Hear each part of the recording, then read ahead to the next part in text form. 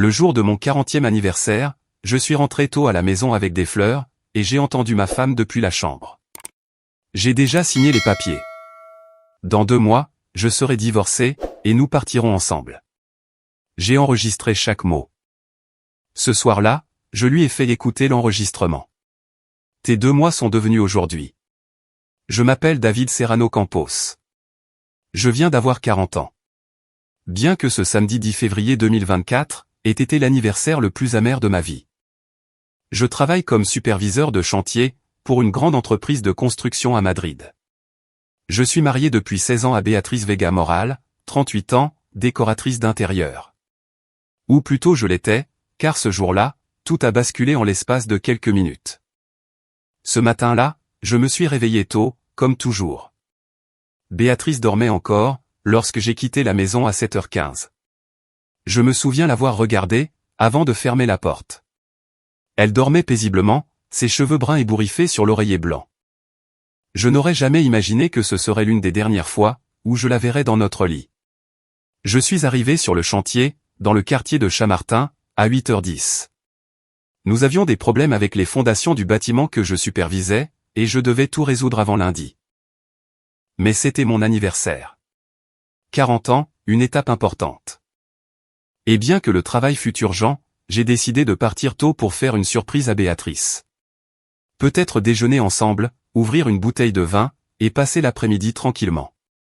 Nous n'avions rien fait de spécial depuis des mois. À 14h15, j'ai fini de vérifier les plans de structure, et j'ai dit à mon collègue Vicente Ramos, mon meilleur ami depuis l'université, que je partais. C'est ton anniversaire, mon vieux. Profite bien avec Béatrice, m'a-t-il dit en me tapant sur l'épaule. Vicente, 42 ans, ingénieur civil, a toujours été mon confident. Si seulement j'avais su ce que j'allais découvrir. Sur le chemin du retour, je me suis arrêté chez le fleuriste, au coin de notre rue.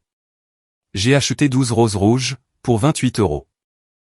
La fleuriste, une dame âgée qui nous connaissait depuis des années, m'a dit « Quel beau geste, David. Béatrice est une femme chanceuse. » J'ai payé par carte. Il était exactement 14h17, selon le reçu. J'ai gardé ce ticket. Tout ce qui s'est passé ensuite est marqué par ces minutes. Je suis arrivé à notre maison mitoyenne à Pozuelo, à 14h22. La voiture de Béatrice était dans l'allée. Parfait. Elle était à la maison. J'ai ouvert la porte d'entrée avec ma clé, en faisant le moins de bruit possible. Je voulais la surprendre. Les roses dans ma main gauche, ma mallette dans la droite. J'ai fermé la porte lentement. La maison sentait le café fraîchement coulé, et son parfum, celui qu'elle utilisait depuis des années. Puis, je l'ai entendue. Sa voix venait de la chambre, à l'étage. Elle parlait doucement, presque dans un murmure, mais dans le silence de la maison, c'était parfaitement audible. Je suis resté immobile dans le couloir, les fleurs toujours à la main. Ce n'était pas une conversation normale. Le ton était différent, intime, affectueux. Oui, mon amour. C'est son anniversaire aujourd'hui. Il fête ses 40 ans. Elle a ri. Un petit rire doux et complice. Mon cœur a commencé à battre plus fort. J'ai monté les escaliers lentement, marche après marche. Le bois n'a pas grincé. Je savais exactement où poser les pieds, après 16 ans passés ici. Sa voix est devenue plus claire. Ne t'inquiète pas, chérie. J'ai déjà signé les papiers avec l'avocat, mercredi dernier. Dans exactement 2 mois, je divorce, et nous partons ensemble à Malaga, comme prévu. Je me suis arrêté dans le couloir. Les roses tremblaient dans ma main. Pas à cause du vent, mais à cause de la rage qui commençait à monter dans ma poitrine. Je t'aime aussi, Ruben. J'ai hâte d'être avec toi, sans avoir à nous cacher. Ruben. J'ai gravé ce nom dans ma mémoire, à la seconde même. J'ai sorti mon téléphone de ma poche, j'ai ouvert l'application dictaphone, et j'ai appuyé sur le bouton rouge. La porte de la chambre était entr'ouverte. Je me suis approché, plaqué contre le mur. Et s'il se doute de quelque chose? Pas du tout. Il ne se doute absolument de rien. Il est tellement absorbé par son travail, qu'il ne me regarde même pas. Il part à 7h du matin, et rentre à 21h. Il est parfait. Un autre rire. Ce rire m'a transpercé comme un couteau. Ce soir, il voudra sûrement fêter son anniversaire. Je vais lui préparer quelque chose de spécial. J'ouvrirai du vin. Je ferai comme si tout allait bien, et il sera content. Pendant ce temps, dans 2 mois, toi et moi serons dans notre appartement, sur la plage. L'appartement? Ils avaient déjà un appartement? Oui, mon amour. Avec l'argent que j'ai mis de côté depuis les comptes communs, nous en avons assez pour les 6 premiers mois. Il ne vérifie même pas les relevés bancaires. Il me fait une confiance aveugle. C'était fini. J'ai rangé le téléphone, après 4 minutes et 37 secondes d'enregistrement. Je suis redescendu en silence. J'ai quitté la maison. J'ai fermé la porte sans faire un bruit, et je me suis assis dans la voiture. Les roses étaient toujours dans ma main. Je les ai jetées sur le siège passager. J'ai conduit jusqu'à un parc voisin. J'y suis resté 2 heures, à repasser l'enregistrement en boucle. Chaque mot était un coup de poignard. 16 ans de mariage. 16 ans à faire confiance, à travailler, à construire une vie à 2. Et elle prévoyait de m'abandonner dans 2 mois. Pire encore, elle avait déjà tout planifié. Les papiers signés, l'appartement acheté, l'argent volé sur nos comptes. Ruben. J'ai cherché ce nom sur son Instagram. Il m'a fallu 10 minutes pour le trouver. Ruben Molina Castro, 35 ans, entraîneur personnel. Corps musclé, sourire parfait, pose à la salle de sport. Son profil était public. Sur une photo du 22 janvier, je l'ai vu. Béatrice était identifiée. Ils étaient dans un restaurant. Le commentaire disait, quel beau couple. Elle ne m'avait jamais parlé de lui. À 19 h, je suis rentré chez moi. Je suis entré normalement. Béatrice était dans la cuisine, en train de préparer le dîner. Elle m'a accueilli avec un immense sourire, et un baiser sur les lèvres.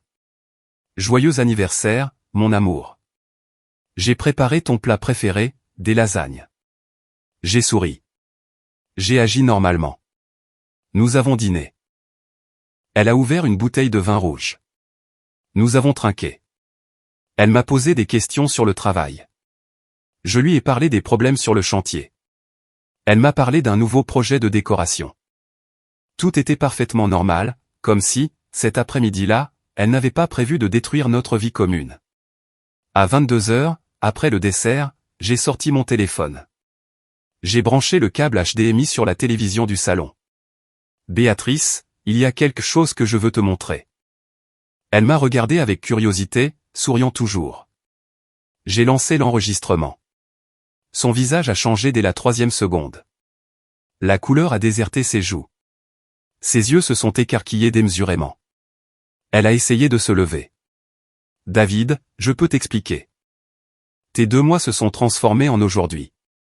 Rassemble tes affaires, et sors de chez moi, immédiatement. La voix de Béatrice, sortant du haut-parleur de la télévision, a empli le salon. Oui, mon amour. J'ai déjà signé les papiers avec l'avocat, mercredi dernier.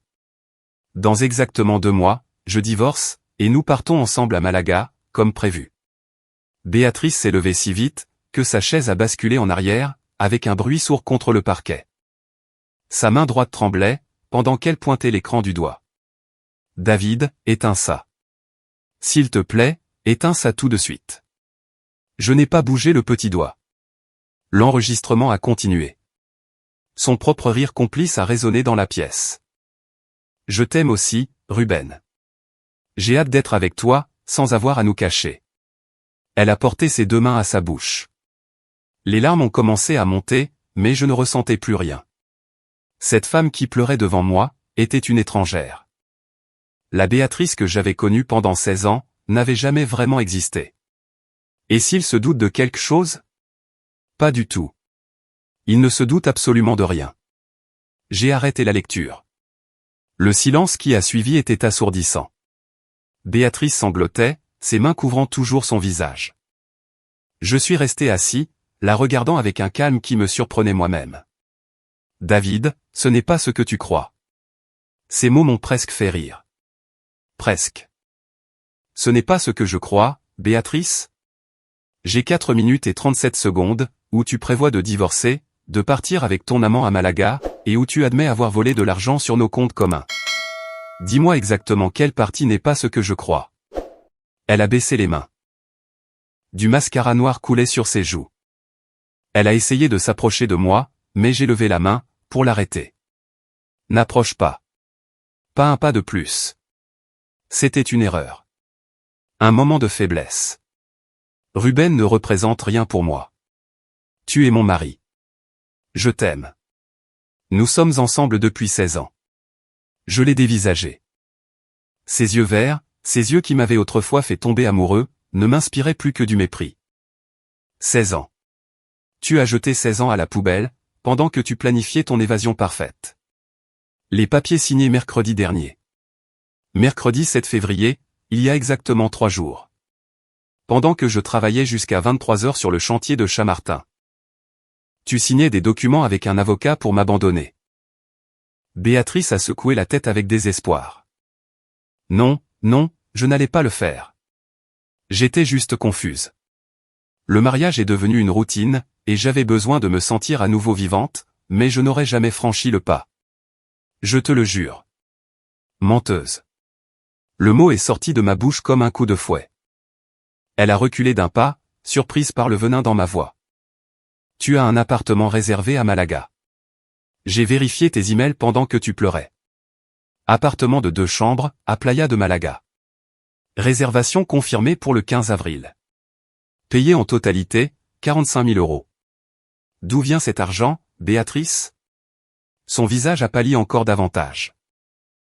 Je savais que je l'avais complètement coincé. Cet argent vient de mes économies personnelles. Mensonge. J'ai vérifié les relevés bancaires des 6 derniers mois sur mon téléphone, pendant que tu préparais ce dîner. 11 virements de notre compte d'épargne commun. Vers un compte que tu as ouvert en juillet dernier. 47 300 € volés sur notre argent. Sur l'argent que j'ai gagné en travaillant 60 heures par semaine, pendant que tu planifiais ta nouvelle vie, avec ce prof de gym. Béatrice s'est effondrée sur le canapé. Elle ne pleurait plus. Elle regardait simplement le sol, vaincue. Elle savait qu'il n'y avait pas d'échappatoire face aux preuves. Depuis combien de temps couches-tu avec lui? Silence. Je t'ai posé une question, Béatrice. 8 mois, a-t-elle murmuré, d'une voix à peine audible. 8 mois. Depuis juin 2023. Je me souvenais de ce mois-là. Elle m'avait dit qu'elle voulait commencer à aller à la salle de sport, pour se remettre en forme, pour se sentir mieux dans sa peau. Je l'avais soutenue, encouragée. J'avais même payé l'abonnement annuel à ce club chic du centre-ville, 750 €. J'avais payé pour qu'elle rencontre l'homme, avec qui elle allait me tromper. Dans notre lit? Elle a levé la tête brusquement. Non, jamais ici. Je n'ai jamais. Dans des hôtels. Puis dans son appartement. Où, Béatrice? Je veux tout savoir. David, s'il te plaît. Où? Mon cri l'a fait trembler. Dans son appartement. Parfois dans des hôtels, quand je te disais que j'allais rendre visite à ma sœur à Valence. Mais jamais dans notre maison. Je te le jure. Valence.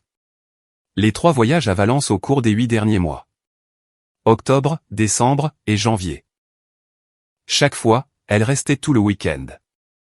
Je l'appelais tous les soirs, pour prendre de ses nouvelles, pour savoir si sa sœur Natalia allait bien. Elle me répondait d'une voix douce, me disait que je lui manquais, et qu'elle rentrerait bientôt. Pendant ce temps, elle était dans un lit d'hôtel avec Ruben Molina Castro. Je me suis levé. J'ai marché jusqu'au meuble où nous gardions les photos de famille. J'en ai pris une de notre mariage, le 16 mai 2008. Béatrice dans sa robe blanche éclatante, me tenant la main. Moi, souriant comme un amoureux transi. Comme j'étais naïf. J'ai déchiré la photographie en 2. J'ai laissé les morceaux sur la table. Rassemble tes affaires.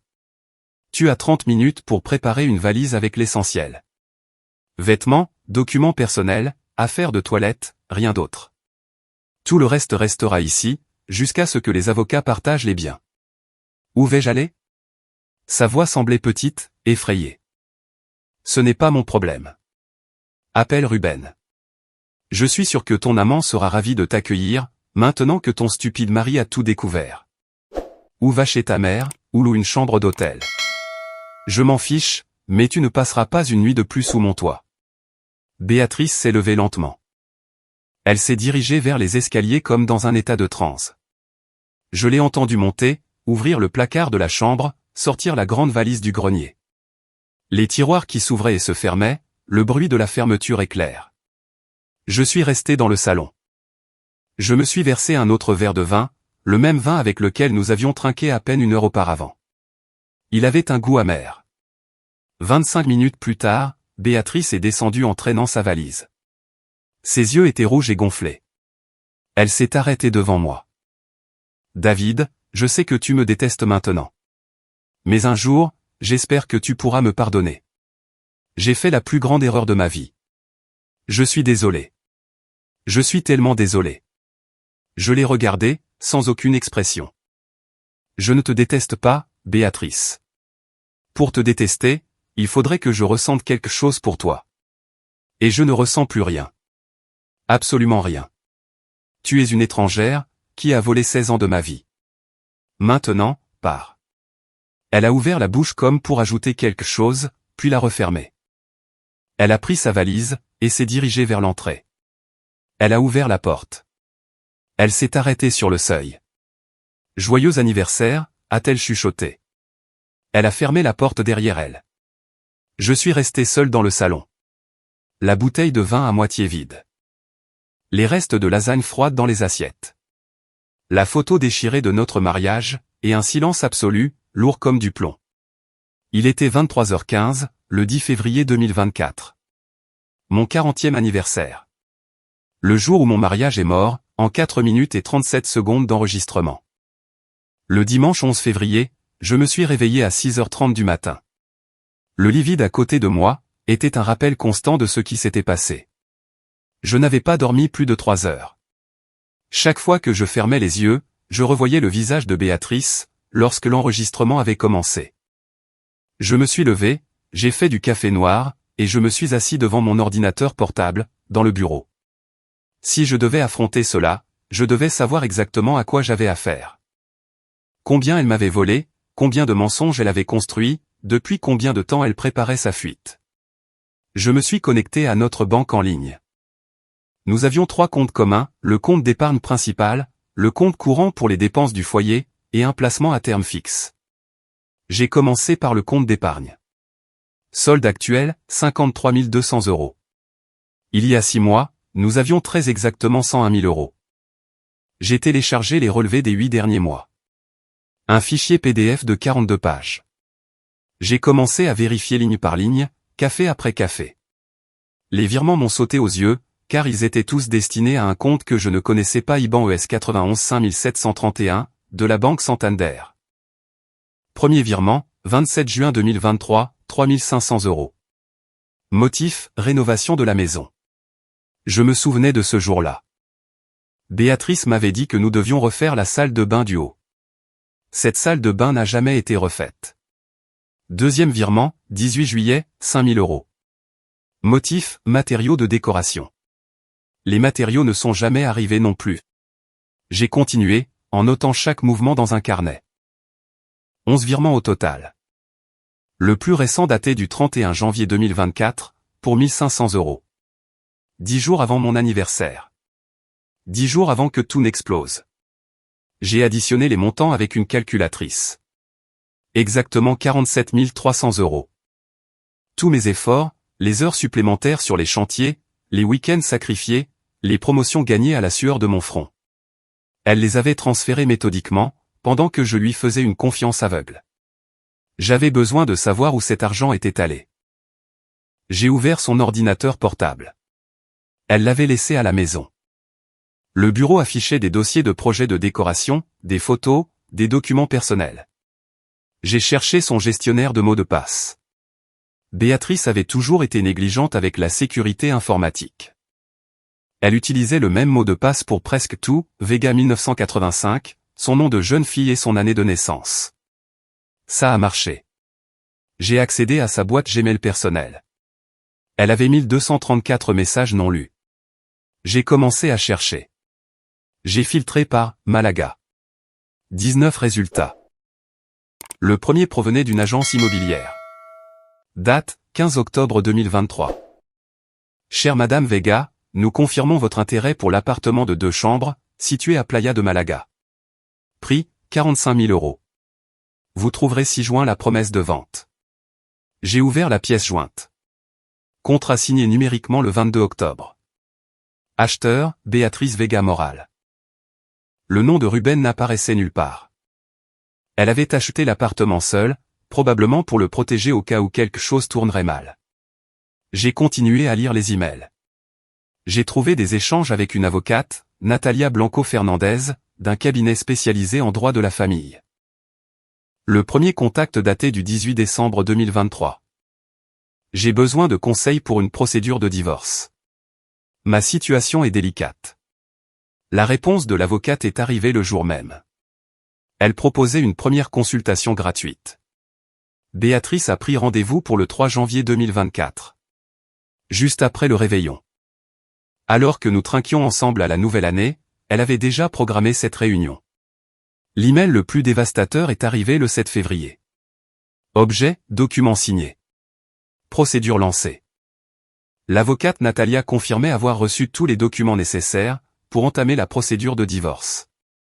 Elle n'attendait plus que le feu vert de Béatrice pour déposer officiellement le dossier. Comme convenu, nous déposerons la requête le 10 avril, 2 mois après l'anniversaire de votre mari, comme vous l'avez demandé. Cela vous laissera le temps d'organiser votre déménagement sans éveiller les soupçons. Le 10 avril. 3 jours avant la date du déménagement dans l'appartement de Malaga. Tout était calculé au millimètre près. Elle n'avait rien laissé au hasard. J'ai cherché des messages de Ruben. Je n'en ai trouvé aucun dans les emails. Évidemment, ils utilisaient une autre plateforme. J'ai vérifié son téléphone, qu'elle avait également laissé sur place. Il était protégé par un schéma de déverrouillage. J'ai essayé plusieurs combinaisons. À la 5e tentative, j'ai trouvé un motif en forme de L, partant du coin supérieur gauche.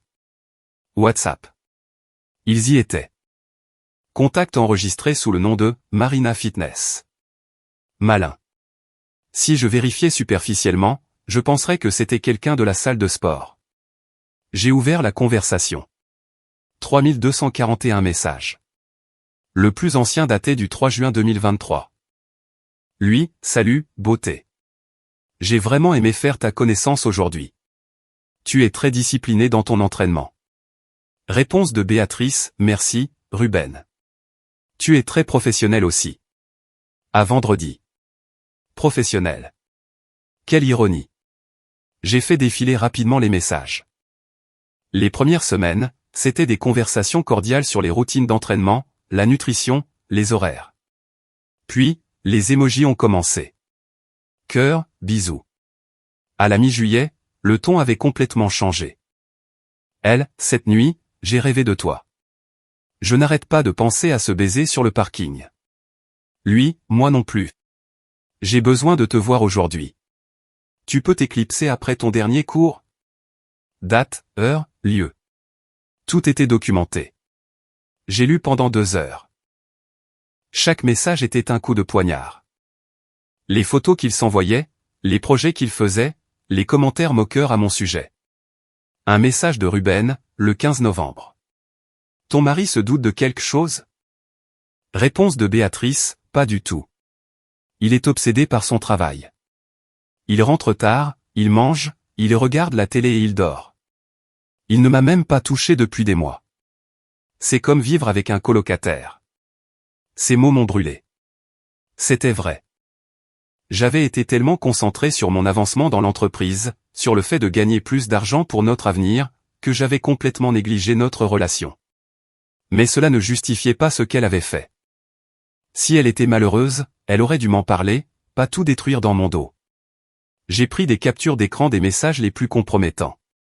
73 images sauvegardées. Des preuves irréfutables. Le lundi 12 février, à 9h10 du matin, j'ai appelé Vicente. David, comment ça va, mec? Tu as passé un bon anniversaire? Vicente, j'ai besoin du nom d'un bon avocat spécialisé dans les divorces. Le meilleur que tu connaisses. Silence à l'autre bout du fil. Que s'est-il passé? Béatrice me trompe depuis 8 mois. Elle a prévu de divorcer, et de déménager avec son amant à Malaga. Elle a volé 47 000 € sur nos comptes. Je l'ai mise à la porte, samedi soir. Fils de paix. Je suis tellement désolé, David. J'ai exactement la personne qu'il te faut. Ismaël Torres Gil. Spécialiste des divorces conflictuels. Impitoyable. Je lui donne ton numéro. À 9h15, Ismaël Torres m'a appelé. Voix grave, professionnelle, directe. Vicente m'a mis au courant de votre situation, monsieur Serrano. Avez-vous des preuves concrètes de l'infidélité et du détournement de fonds? Enregistrement audio, capture d'écran de messages WhatsApp, relevé bancaire avec 11 virements non autorisés, email avec son avocate planifiant le divorce, contrat d'achat pour un appartement à Malaga. Parfait. C'est plus que suffisant. Pouvez-vous venir à mon bureau aujourd'hui, à 15h?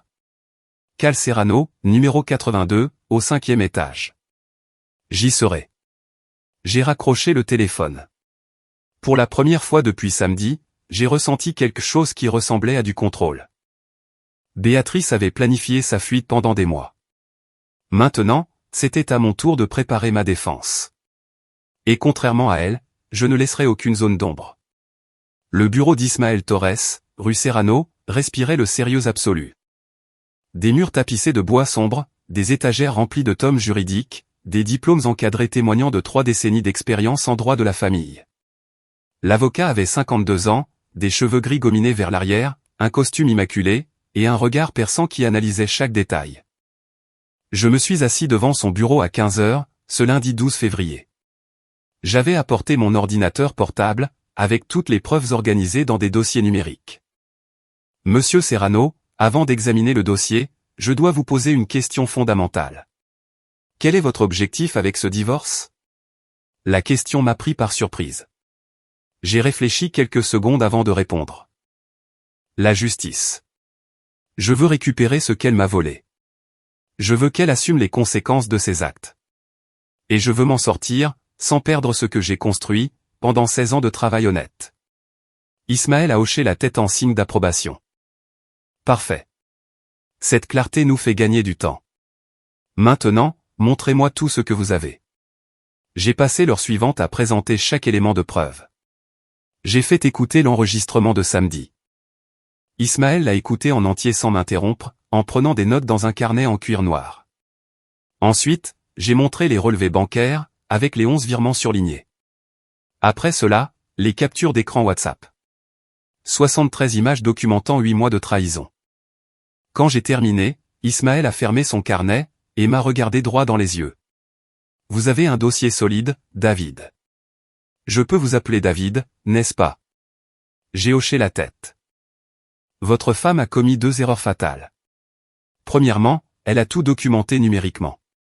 Deuxièmement, elle a détourné des fonds d'un compte commun sans autorisation. Ce n'est pas seulement un motif de divorce, mais aussi un possible délit d'abus de confiance. J'ai senti une froide satisfaction m'envahir. Que recommandez-vous comme prochaine étape? Ismaël s'est adossé à sa chaise. Il nous en faut plus. Ce que vous avez prouve l'infidélité et le vol. Mais j'ai besoin de documents visuels actuels. Des photos récentes, qui montrent que la relation extra-conjugale est toujours active. Cela renforcera considérablement notre position au tribunal. Un détective privé. Exactement. Je connais le meilleur de Madrid. Discret, professionnel, avec de l'expérience dans des affaires similaires. Il s'appelle Felipe Aguirre Riva. Il travaille vite, et ses rapports sont impeccables devant les juges. Ismaël a composé un numéro sur son téléphone fixe. La conversation a été brève et directe. Quand il a raccroché, il m'a tendu une carte. Felipe vous recevra demain, mardi, à 10h du matin à son bureau. Cal Alcalá, numéro 135. Apportez des photos de votre femme, et de l'amant. Adresse connue, habitude quotidienne. Plus vous lui fournirez d'informations, plus il sera efficace. Le soir même, j'ai cherché sur les réseaux sociaux, toutes les informations possibles sur Rubén Molina Castro. Son Instagram était une vitrine de sa vie. Des photos à la salle de sport où il travaillait, le Elite Fitness Center, dans le quartier de Salamanca. Des publications quotidiennes montrant des routines d'entraînement, des clients satisfaits, des poses mettant en valeur ses muscles. Il avait 19 000 abonnés. J'ai trouvé son adresse, dans une ancienne publication où il avait partagé sa localisation, en prenant son petit déjeuner chez lui avant le travail. Un immeuble situé Cal Diego de León, numéro 47, au 3e étage B. J'ai imprimé des photos de lui sous différents angles. J'ai fait de même avec des photos de Béatrice. Le mardi 13 février, à 10h05, je suis arrivé au bureau de Felipe Aguirre. Un espace exigu mais bien organisé. 2 bureaux, des classeurs métalliques, des appareils photo professionnels sur des étagères, des ordinateurs avec plusieurs écrans. Felipe était un homme d'environ 45 ans, de corpulence athlétique, avec un visage ordinaire qui passerait inaperçu dans n'importe quelle foule. Exactement ce qu'il faut pour un enquêteur. Monsieur Serrano, Ismaël m'a briefé sur votre affaire. Infidélité conjugale. Vous avez besoin de documents photographiques. Donnez-moi les détails. Je lui ai remis les photos imprimées, les adresses annotées, et les captures d'écran des messages où Béatrice et Ruben mentionnaient leur lieu de rendez-vous habituel. Felipe a tout examiné méticuleusement. Votre femme vit toujours avec vous, n'est-ce pas? Je l'ai mise à la porte de la maison samedi dernier. Je ne sais pas où elle est en ce moment, mais je soupçonne qu'elle est avec lui. Parfait. Cela facilite les choses. Je vais commencer une surveillance immédiate. Je vais suivre le sujet Ruben Molina pendant 3 semaines.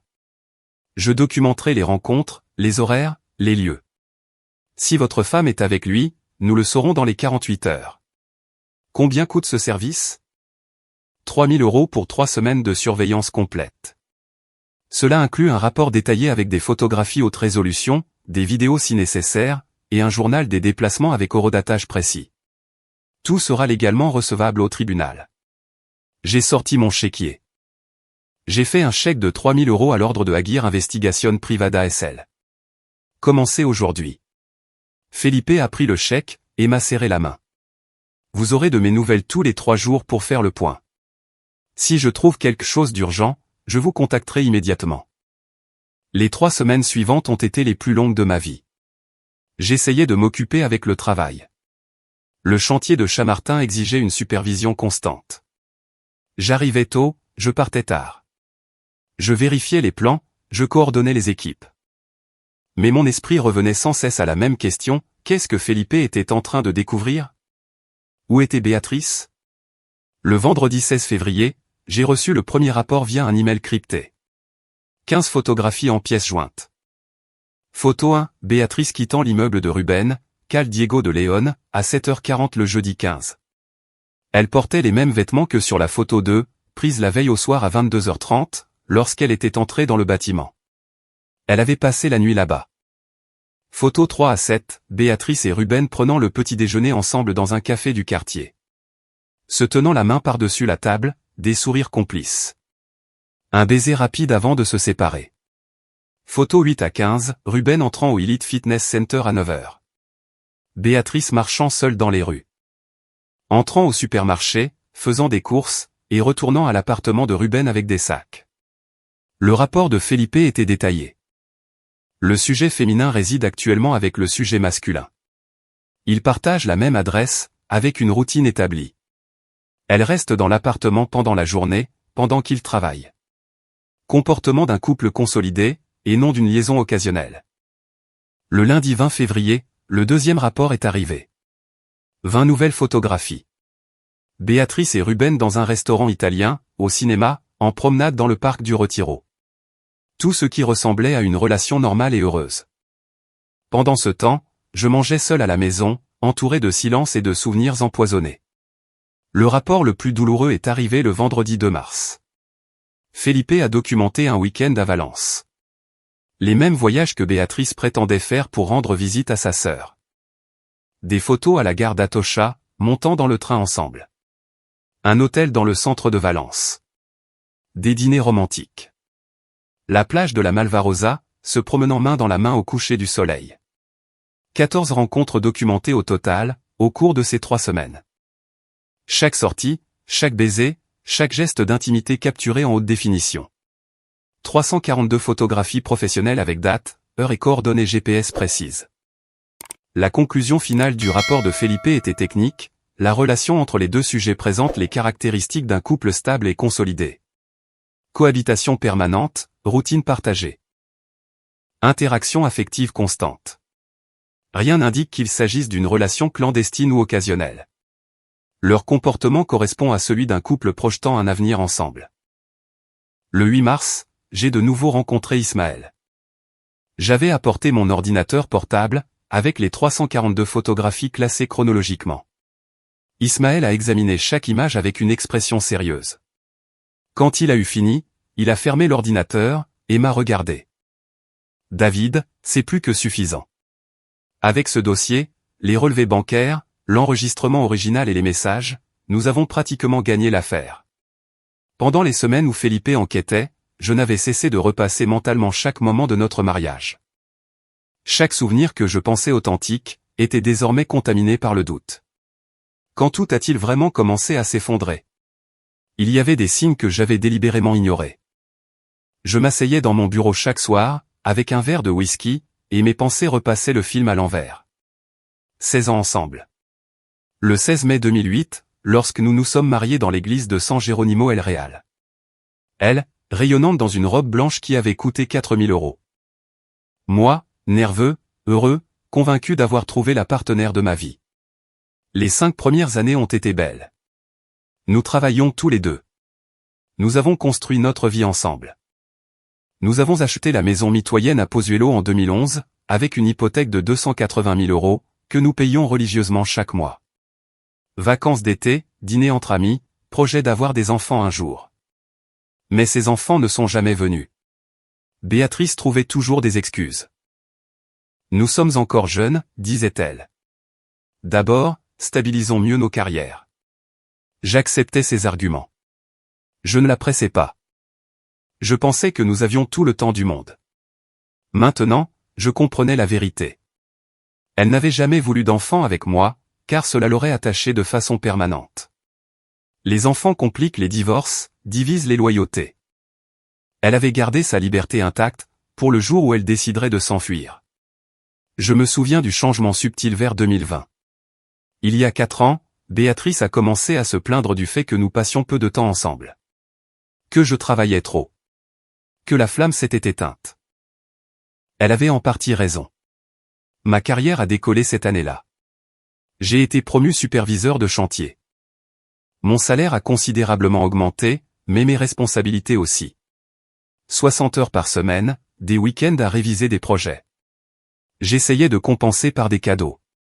Un collier en or blanc pour son anniversaire, 3500 €. Un week-end romantique à Barcelone pour nos 14 ans de mariage, 1800 € entre l'hôtel et les restaurants. Elle souriait, me remerciait. Mais il y avait une froideur dans ses yeux, que j'attribuais à la fatigue. La pandémie de 2020 a tout compliqué. Confiné à la maison pendant des mois.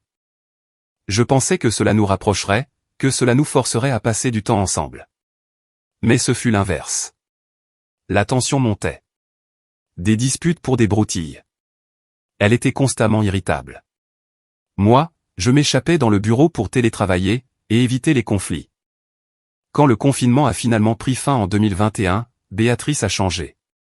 Mieux habillée, plus attentive à son apparence. Elle a commencé à aller chez le coiffeur toutes les 3 semaines. Des ongles parfaits. De nouveaux vêtements, qu'elle achetait sans me consulter. J'attribuais cela au fait que nous sortions enfin de la maison, après un si long enfermement. Je trouvais positif qu'elle se sente bien dans sa peau. Idiot. C'étaient des signes évidents. Elle se préparait, investissait dans son apparence, parce que quelqu'un d'autre la regardait. Ou parce qu'elle chercherait bientôt ce quelqu'un. Juin 2023. Le mois où tout a commencé. D'après les messages que j'avais trouvés, Béatrice a annoncé qu'elle voulait s'inscrire à une salle de sport. Je me sens hors de forme. J'ai besoin de faire de l'exercice, de prendre soin de ma santé, m'a-t-elle expliqué pendant le petit déjeuner du 5 juin. Une date aujourd'hui gravée dans ma mémoire. J'ai cherché des salles de sport dans les environs. Le Elite Fitness Center avait de bonnes critiques. L'abonnement annuel coûtait 750 €. Je l'ai payé sans hésiter. Je l'ai même accompagné le premier jour. J'ai rencontré le gérant, j'ai signé les papiers. Elle devait commencer le lundi suivant. Avait-elle rencontré Ruben ce premier jour, ou plus tard? Les messages indiquaient un premier contact le 3 juin. Un dimanche. Mais la salle de sport n'ouvre pas le dimanche. Peut-être s'était-il rencontré plus tôt, de manière informelle, et il lui avait donné son numéro ce jour-là. Les détails exacts n'avaient plus d'importance. Le résultat était le même. En juillet et en août, Béatrice est allée à la salle de sport 5 fois par semaine. Lundi, mardi, jeudi, vendredi et samedi. Elle rentrait joyeuse, pleine d'énergie, parlant de ses progrès physiques. Je me réjouissais de son enthousiasme. Ma femme était heureuse et en bonne santé. Ou du moins, je le croyais. Les escapades ont commencé en octobre. Ma sœur Natalia a besoin de soutien, elle traverse une période difficile, m'a-t-elle dit le vendredi 13 octobre, alors qu'elle préparait une valise pour le week-end. Tu veux que je vienne avec toi, ai-je proposé. Pas besoin, chérie. Tu as beaucoup de travail. En plus, ce sera juste des discussions entre sœurs. Je l'ai appelée tous les soirs de ce week-end. Elle répondait toujours, d'une voix calme. Elle me disait que sa sœur allait mieux, qu'elles étaient sorties dîner, et qu'elle rentrerait dimanche soir. Des mensonges parfaitement construits. La même chose en décembre. Deuxième voyage à Valence, cette fois pour l'anniversaire de Natalia. Elle veut une célébration intime en famille, m'a expliqué Béatrice. Troisièmement, en janvier. Natalia envisage de s'installer à Madrid, elle a besoin de mes conseils sur les quartiers. 3 week-ends entiers avec Ruben, pendant que je travaillais, convaincu que ma femme soutenait sa sœur. Les photos de Felipe à Valence m'avaient montré la réalité. Il n'y avait pas de sœur. Seulement des chambres d'hôtel, et des couchers de soleil sur la plage avec son amant. Un soir de mars, après avoir reçu le dernier rapport de Felipe, j'ai appelé Vicente. J'avais besoin de parler à quelqu'un. Nous nous sommes retrouvés dans un bar, près de mon chantier, à 21 h. Tu as été distant dernièrement, a fait remarquer Vicente, après avoir commandé 2 bières. Je sais que ce que Béatrice t'a fait, te détruit. Mais tu ne peux pas t'enfermer comme ça. Depuis quand le savais-tu, Vicente? Ma question l'a pris au dépourvu. Depuis quand savais-je que Béatrice me trompait? Tu savais quelque chose. Tu as toujours été très mauvais menteur. Vicente a poussé un lourd soupir. Il a pris une longue gorgée de bière, avant de répondre. J'ai vu quelque chose en décembre. Le 20 décembre, juste avant Noël. J'ai quitté le travail tôt, vers 14 h. Je suis passé par le centre commercial La Vagada, pour acheter des cadeaux. Je suis entré dans un café au 2e étage. Il a marqué une pause. La culpabilité se lisait clairement sur son visage. Ils étaient là. Béatrice, et un type que je ne connaissais pas assis dans un coin isolé. Très proche. Trop proche. Il caressait sa main sur la table. Elle riait à quelque chose qu'il avait dit. Puis, je l'ai vu l'embrasser. Ce n'était pas un baiser amical. Ça a duré plusieurs secondes. J'ai serré le verre de bière dans ma main. Pourquoi ne m'as-tu rien dit? J'y ai réfléchi, David. Je te jure que j'y ai pensé pendant des jours. Mais je n'étais pas sûr de ce que j'avais vu. C'était peut-être un cousin, un ami proche, quelqu'un en qui elle avait une confiance innocente. Je ne voulais pas détruire ton mariage. Sur la base de 30 secondes dans un café. Et si je m'étais trompé? Tu ne t'es pas trompé. Je le sais maintenant. Et je me déteste de ne rien t'avoir dit. Si j'avais parlé en décembre, je t'aurais épargné 2 mois de mensonges supplémentaires. J'ai secoué la tête. Ce n'est pas de ta faute, Vicente. Même si tu me l'avais dit, je ne t'aurais probablement pas cru.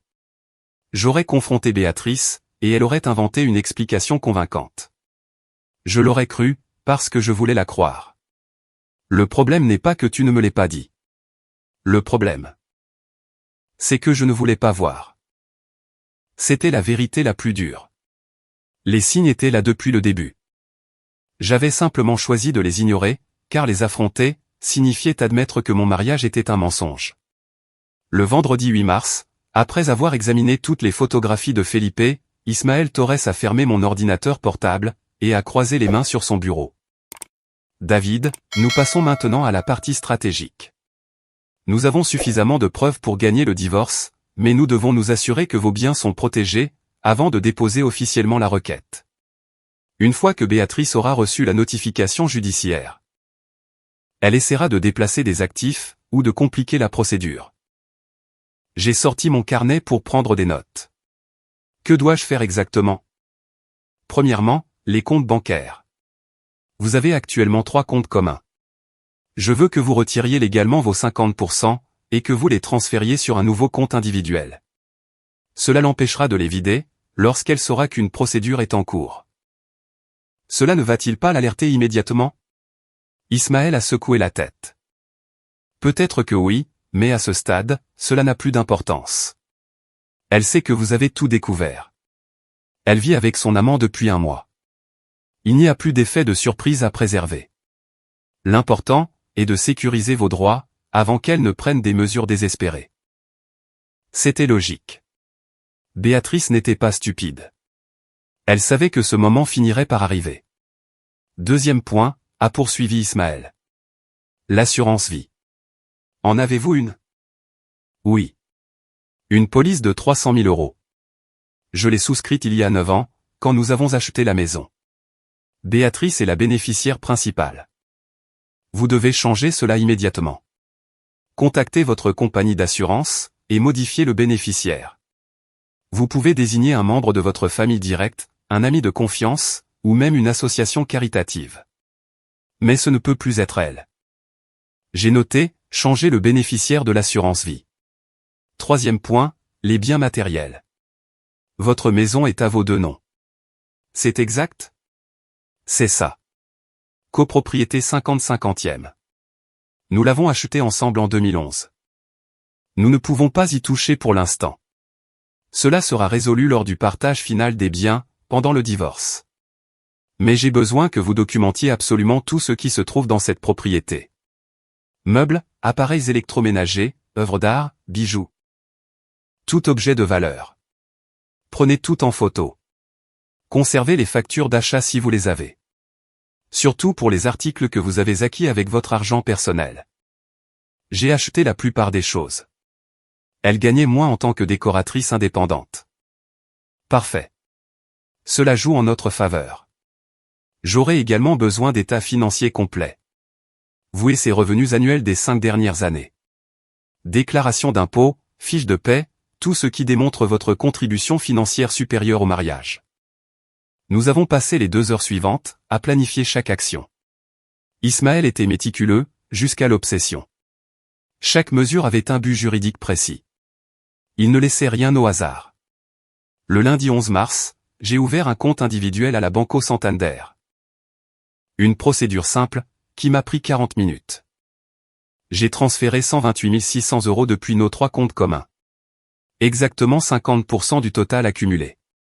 J'ai laissé le reste intact, afin que Béatrice ne puisse pas m'accuser de vol, ou de détournement. Le banquier m'a demandé si je voulais notifier la cotitulaire de ces transferts. J'ai dit oui. Béatrice devait recevoir une notification officielle. Elle devait savoir exactement ce que je faisais. Il n'y avait plus de raison de se cacher. Le jour même, j'ai appelé Seguros Mapfre. J'ai parlé avec mon agent, Carlos Nunez, qui gérait ma police depuis 2015. Je dois modifier le bénéficiaire de mon assurance vie, police numéro 347 892. Bien sûr, Monsieur Serrano. Qui souhaitez-vous désigner à la place? J'ai réfléchi quelques secondes. Vicente était mon meilleur ami, mais lui imposer cette responsabilité me semblait excessif. Je n'avais pas de frères et sœurs. Mes parents étaient décédés depuis des années. La Croix-Rouge espagnole. Je veux que s'il m'arrive quelque chose, cet argent est de quelqu'un qui en a vraiment besoin. Carlos a traité le changement en 5 minutes. Un nouveau certificat a été émis. Béatrice Vega Moral ne recevrait plus un seul euro si je venais à mourir. Pendant la semaine du 11 au 15 mars, j'ai transformé ma maison en un projet de documentation. J'ai inspecté chaque pièce, avec un appareil photo professionnel emprunté à Vicente. 417 photos prises sous plusieurs angles. Le salon. Canapé en cuir italien, qui avait coûté 3200 €. Acheté en 2018. J'avais gardé la facture. Téléviseur Samsung 65 pouces. 1900 €. Acheté en 2020. Table à manger en chêne massif, 2000 €. Acheté en 2019. Tout a été documenté, avec les prix et les dates. La chambre principale. Lit king size avec matelas orthopédique. Un ensemble complet à 4500 €. Armoire encastrée sur mesure, 7000 €, installée en 2016. Une lampe de créateur que Béatrice avait absolument voulu acheter, à 800 €. Je trouvais cela excessif, mais j'avais cédé pour lui faire plaisir. La cuisine. Appareils électroménagers Bosch de dernière génération, réfrigérateur, four, lave-vaisselle, micro-ondes. 14 000 € au total. Nous avions refait toute la cuisine en 2017. Le bureau, où je passais mes nuits solitaires. Ordinateur de bureau haut de gamme, 2000 €. Imprimante laser professionnelle, 600 €. Des étagères en acajou, remplies de mes livres de génie civil accumulés au cours de mes 20 ans de carrière. Chaque objet a été photographié, catalogué, évalué. L'inventaire complet des biens matériels se trouvant dans la maison, s'élevait à 237 000 €. Sans compter la propriété elle-même, estimée à 520 000 €, selon une évaluation récente. Le jeudi 14 mars, j'ai reçu un appel de la banque. Un numéro inconnu est apparu sur mon écran, à 16 h. Monsieur David Serrano Campos? Oui, c'est moi. Bonjour, je suis Maria José Hernandez, directrice de l'agence Banco Santander de Pozuelo. Je vous appelle parce que la cotitulaire, Béatrice Vega Moral, a demandé à accéder au compte commun ce matin. En vérifiant le système, nous avons constaté que vous aviez gelé ses accès. Via une demande en personne ce lundi. C'est exact. Une instruction valide, suite à des conseils juridiques. Je comprends, monsieur Serrano. Je vous appelais simplement pour confirmer que vous maintenez cette directive. Madame Vega était assez contrariée, et a demandé à parler à un supérieur. L'instruction reste en vigueur. Elle n'a accès qu'aux 50% que j'ai laissés sur les comptes d'origine. Elle ne peut pas toucher à ce que j'ai transféré sur mon compte individuel. C'est parfaitement clair. Merci pour votre temps. J'ai raccroché en ressentant une étrange satisfaction. Béatrice avait essayé d'accéder à l'argent, et s'était retrouvée face à des portes closes. Ruben faisait probablement pression sur elle. Ils avaient sans doute besoin de fonds pour leur projet à Malaga. Trop tard. Cet argent était protégé. Le soir même, pour la première fois depuis des semaines, j'ai reçu un SMS de Béatrice. Je n'avais pas bloqué son numéro, car Ismaël m'avait conseillé de garder les canaux de communication ouverts, au cas où elle ferait des aveux par écrit. David, s'il te plaît, il faut qu'on parle. Ça prend des proportions démesurées. Je n'ai pas d'argent pour payer mes dépenses courantes. Tu as tout bloqué. Je ne peux pas continuer comme ça. Je n'ai pas répondu. Ismaël m'avait prévenu, chaque mot qu'elle écrivait, pourrait être retenu contre elle. Le silence était ma meilleure stratégie. Un deuxième message est arrivé 10 minutes plus tard. Laisse-moi au moins accéder à ma part de l'argent. C'est le mien. J'ai aussi travaillé pendant notre mariage. J'y ai droit. Techniquement, elle avait raison. 50% lui appartenaient légalement. Mais Ismaël avait déjà bloqué l'accès par mesure de précaution, justifiée par les virements non autorisés qu'elle avait effectués auparavant. Troisième message. J'engage un avocat. C'est de la violence économique. Tu ne peux pas me laisser sans rien. J'ai souri amèrement. Vas-y. Qu'elle engage qui elle voulait. J'avais des preuves qui détruiraient n'importe quel argument qu'elle oserait avancer. Le vendredi 15 mars, j'ai remis à Ismaël un dossier complet. Il contenait toute la documentation patrimoniale, les factures classées par ordre chronologique, les photographies imprimées, les fichiers numériques, les relevés bancaires, les certificats de propriété, et la police d'assurance modifiée. Ismaël a tout examiné, avec une approbation évidente. Excellent travail, David. C'est exactement ce qu'il nous fallait. Maintenant, nous sommes prêts à déposer la requête officielle de divorce. Quand ? Lundi 18 mars. Le premier jour ouvrable de la semaine. Nous allons surprendre Béatrice avec une notification judiciaire formelle. Le temps qu'elle réagisse, nous aurons tout sécurisé légalement. J'ai quitté son bureau cet après-midi-là, en ressentant pour la première fois depuis le 10 février, une sensation de contrôle absolu. 34 jours depuis que mon monde s'était effondré. 34 jours pour me reconstruire. Béatrice avait planifié sa fuite pendant des mois. Moi, j'avais organisé ma défense en quelques semaines. La différence était simple, elle agissait par émotion, par impulsion, par désirs égoïstes. Moi, j'agissais avec logique, stratégie, et conseils de professionnels. La demande de divorce a été officiellement déposée le lundi 18 mars 2024, au tribunal de première instance numéro 7 de Madrid. Ismaël s'est occupé de tout personnellement. Documents signés, preuves jointes, demande expresse de dissolution matrimoniale pour infidélité prouvée, et détournement de fonds conjugaux. Béatrice a reçu la notification judiciaire le mercredi 20 mars, à 11h. Je le sais car, exactement 37 minutes plus tard, mon téléphone a commencé à sonner. Premier appel, 11h37. Je n'ai pas répondu. Deuxième appel, 11h42. Ignoré. Troisième appel, 11h51. Elle a laissé un message vocal. Je l'ai écouté ce soir-là, à la maison. Sa voix se brisait entre les sanglots. David, s'il te plaît, réponds. Il faut que je te parle. J'ai reçu des papiers du tribunal. Tu ne peux pas faire ça. Pas comme ça. Je t'en supplie. Donne-moi une chance de m'expliquer. Appelle-moi. J'ai effacé le message. Ismaël avait été clair. Zéro communication directe. Tout devait passer par les représentants légaux.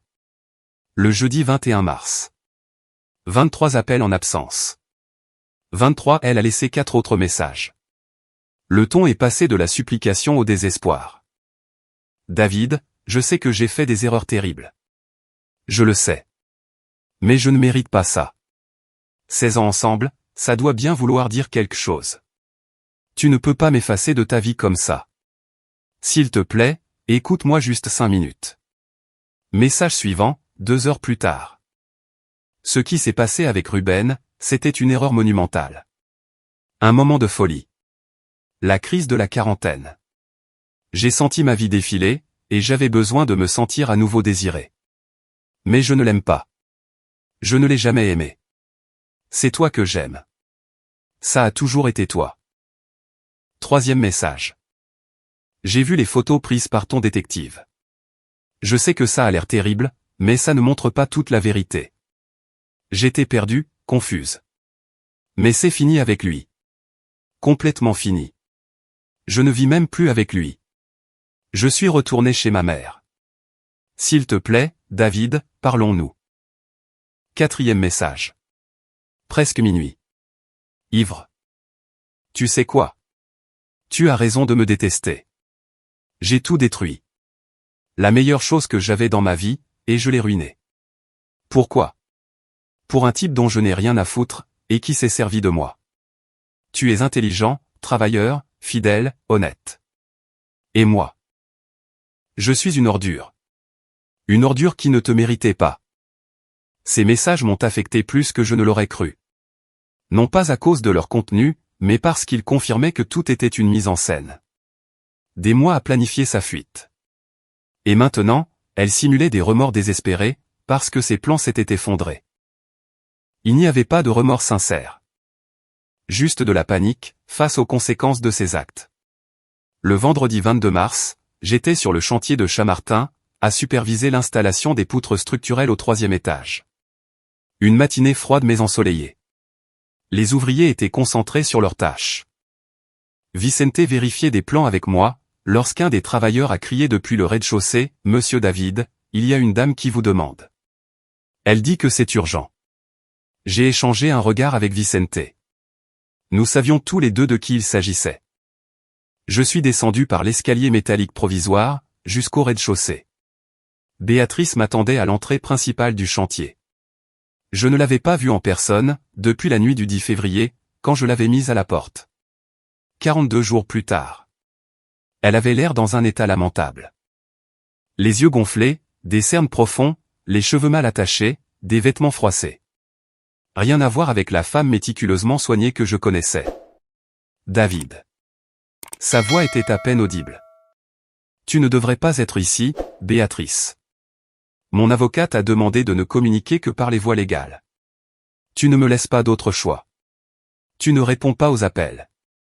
Tu ne réponds pas aux messages. Tu as tout bloqué. Les ouvriers nous observaient discrètement. Une situation inconfortable, que je ne voulais pas imposer sur mon lieu de travail. Tu as 30 secondes. Parle. Ses yeux se sont immédiatement remplis de larmes.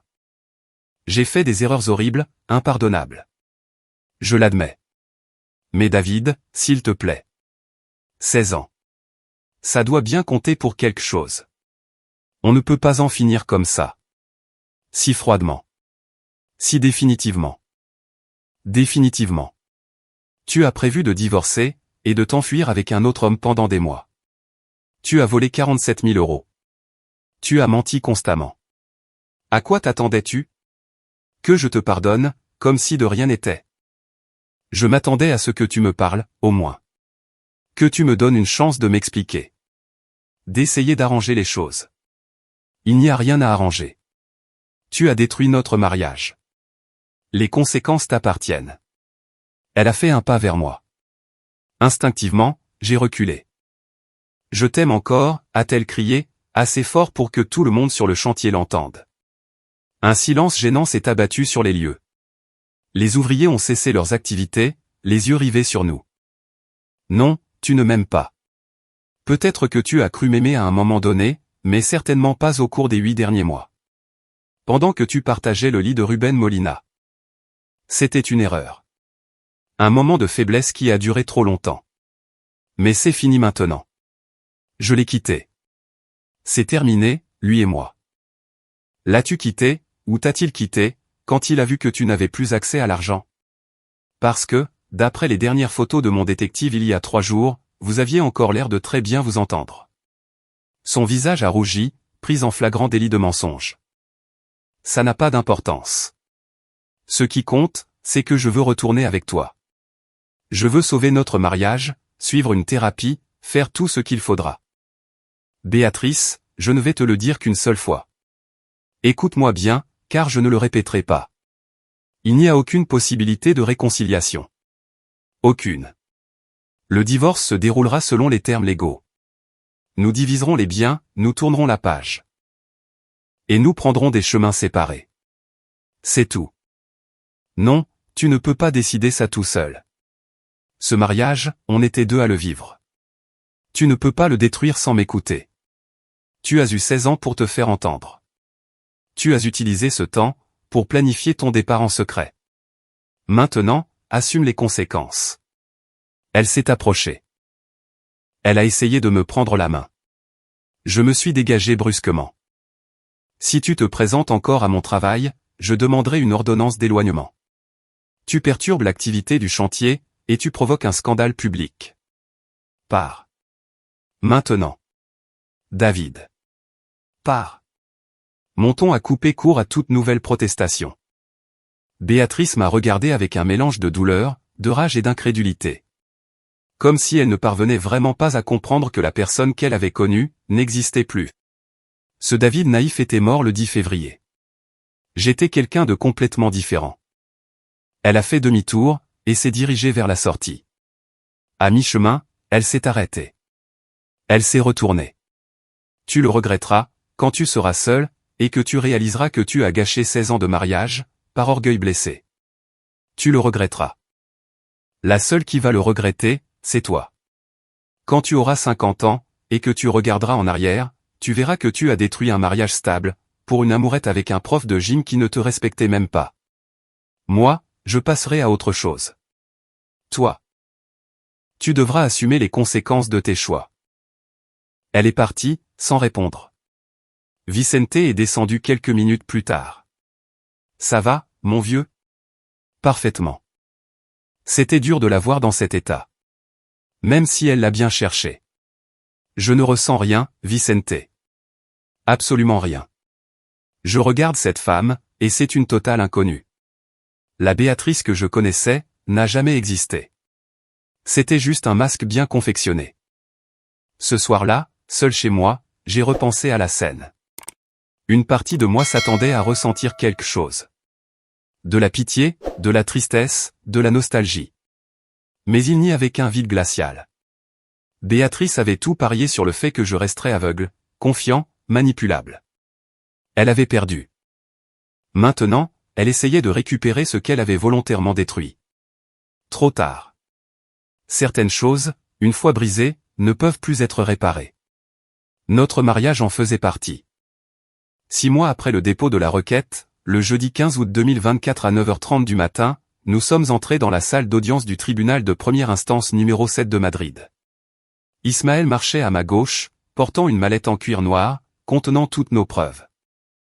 Je portais un costume gris foncé, et une cravate bleu marine. J'avais l'air professionnel, et maître de moi. Béatrice était déjà assise de l'autre côté de la salle, avec sa représentante légale. Une jeune avocate d'une trentaine d'années, l'air sérieux, mais clairement mal à l'aise face au dossier qu'elle devait défendre. Béatrice portait une robe noire discrète, les cheveux tirés en arrière, très peu maquillée. Elle tentait de projeter l'image d'une épouse blessée, et non celle d'une femme adultère démasquée. Nos regards se sont croisés une fraction de seconde. Elle a immédiatement détourné les yeux. La juge qui présidait, Maria Dolores Sanchez Ruiz, 62 ans, est entrée ponctuellement. Ismaël s'était renseigné sur elle, une magistrate avec 30 ans d'expérience en droit de la famille. Réputée juste, mais intraitable face aux mensonges et aux manipulations. Nous nous sommes tous levés. Bonjour.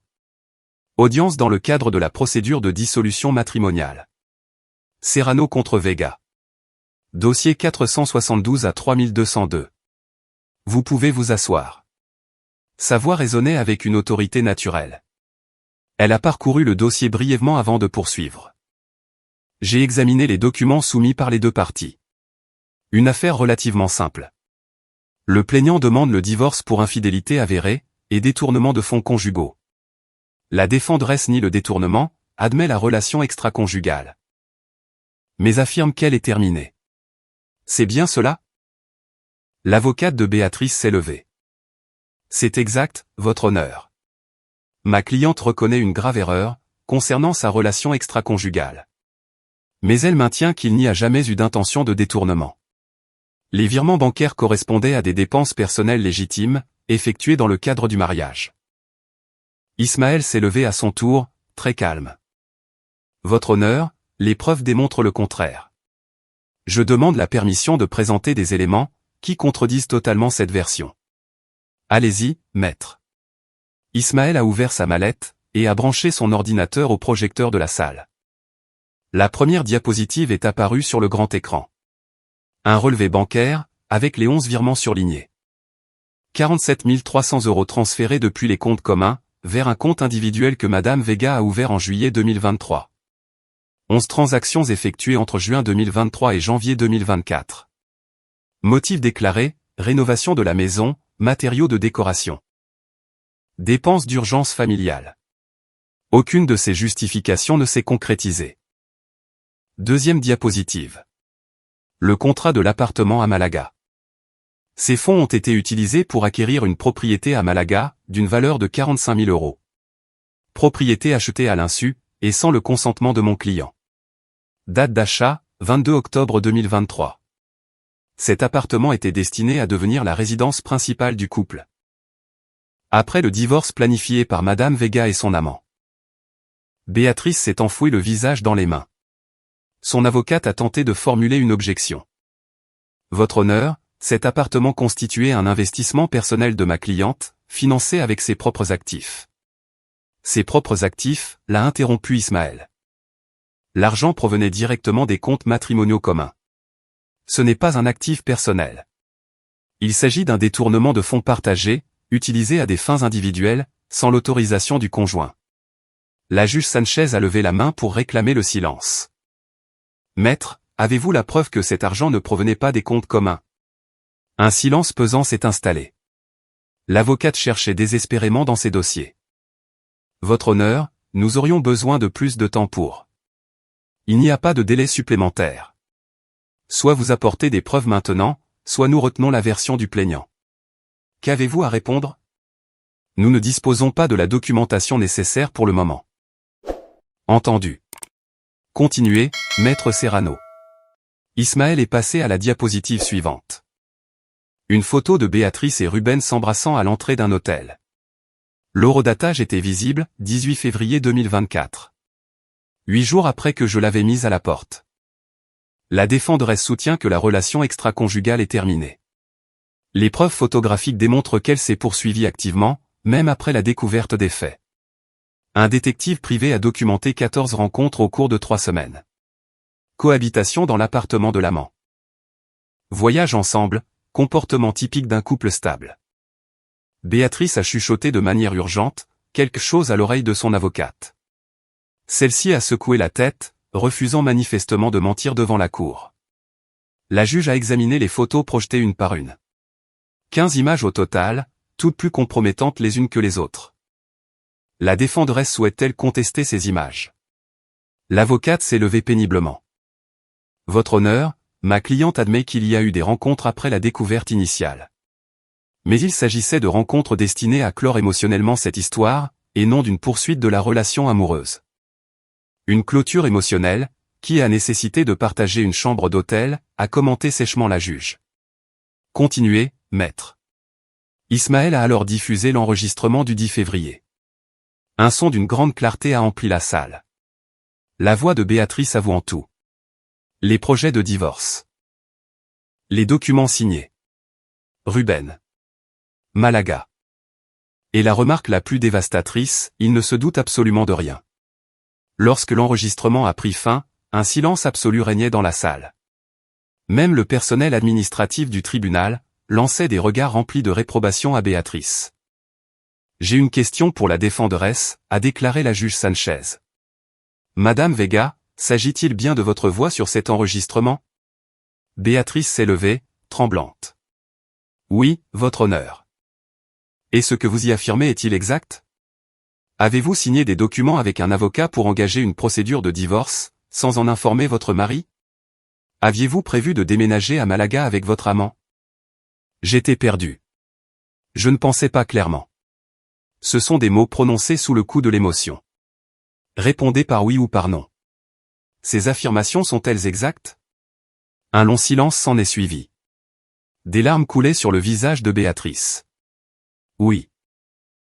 La juge a griffonné une note dans son dossier. Puis, elle s'est tournée vers Ismaël. Avez-vous d'autres preuves ou témoins? Un témoin, votre honneur. Ruben Molina Castro. Il a été cité à comparaître, avec obligation de témoigner. L'huissier a ouvert une porte latérale. Ruben est entré, vêtu d'un jean et d'un polo blanc. L'air mal à l'aise, il évitait de croiser le regard de quiconque. Il a été conduit à la barre des témoins. Monsieur Molina, a commencé la juge, après lui avoir fait prêter serment. Avez-vous entretenu une relation sentimentale et sexuelle avec Madame Béatrice Vega, alors qu'elle était mariée? Ruben a jeté un rapide coup d'œil à Béatrice, qui secouait désespérément la tête. Oui, votre honneur. Quelle a été la durée de cette relation? Environ 8 mois. De juin 2023 à février 2024. Saviez-vous qu'elle était mariée? Oui, elle me l'avait dit dès le début. Aviez-vous prévu de vivre ensemble après son divorce? C'était le plan de départ, oui. De départ? Ruben a pris une grande inspiration. Quand son mari a tout découvert, et bloqué les comptes bancaires, Béatrice n'avait plus l'argent nécessaire pour s'installer à Malaga, comme nous l'avions prévu. La relation s'est compliquée après ça. En clair, il l'avait abandonnée, quand elle avait cessé d'être financièrement intéressante. Je vous remercie. Vous pouvez vous retirer. Ruben est sorti précipitamment, soulagé de fuir. Béatrice pleurait désormais ouvertement, son avocate devant lui tendre des mouchoirs. La juge Sanchez a refermé le dossier avec un bruit sec. J'en ai assez entendu. Le jugement sera rendu sous 15 jours ouvrables. Mais je vous informe d'ores et déjà que le divorce sera prononcé, pour cause d'infidélité irréfutable. Concernant l'aspect patrimonial, j'ordonne à Madame Vega de restituer la somme de 47 300 €, détournée illégalement des comptes communs. Les biens matrimoniaux seront partagés selon les dispositions légales, mais les fonds détournés devront être remboursés en totalité. L'audience est levée. Un coup de marteau. Tout était fini en 90 minutes. Nous sommes sortis de la salle d'audience, pour retrouver la chaleur étouffante d'un mois d'août à Madrid. Ismaël m'a serré la main. Une victoire totale, David. Net et sans appel. J'ai jeté un coup d'œil derrière moi. Béatrice s'éloignait, soutenue par son avocate. Totalement anéantie. 16 ans de mariage s'étaient officiellement achevés dans la salle d'audience numéro 7. Non pas avec une scène dramatique, mais avec des preuves incontestables, présentées méthodiquement à un magistrat qui ne tolérait pas le mensonge.